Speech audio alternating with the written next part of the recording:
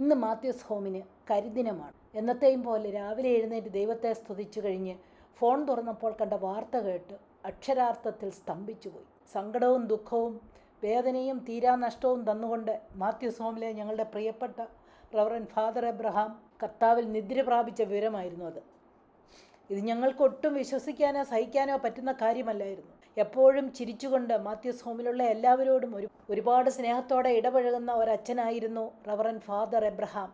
സഹോദരങ്ങളായ reverend father എബ്രഹാമും reverend father മാത്യുവുമാണ് ഈ മാത്യൂസ് ഹോമിൻ്റെ സ്ഥാപകന്മാർ. ഈ രണ്ടച്ഛന്മാരും കൂടിയുള്ള ഐക്യവും ഒത്തൊരുമയും എല്ലാവർക്കും മാതൃകയാക്കാവുന്ന ഒന്നാണ്. റവറൻ ഫാദർ എബ്രഹാം ഞങ്ങളോടൊപ്പം ബിങ്കോ കളിക്കാനും ചീട്ട് കളിക്കാനും ഒക്കെ കൂടുമായിരുന്നു. കഴിഞ്ഞ ദിവസം അച്ഛൻ്റെ ബർത്ത്ഡേ ആഘോഷിച്ചതേ ഉള്ളൂ. എന്ത് സന്തോഷമായിട്ടാണ് ഞങ്ങളെല്ലാവരും കൂടി അച്ഛൻ്റെ ബർത്ത്ഡേ ആഘോഷിച്ചത്.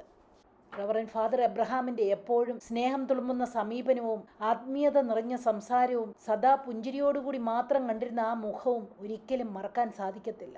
ശരിക്കും ദൈവാനുഗ്രഹവും ആത്മീയതയും നിറഞ്ഞ ഒരു വൈദികനായിരുന്നു അദ്ദേഹം ശരീരം കൊണ്ട് ഞങ്ങളിൽ നിന്നും വേർപെട്ടെങ്കിലും സെന്റ് മാത്യൂസ് ഹോമിൻ്റെ തുടുപ്പായി ബഹുമാനപ്പെട്ട എബ്രഹാം അച്ഛൻ ഞങ്ങളുടെ മനസ്സിനുള്ളിൽ എന്നും ജീവിക്കും.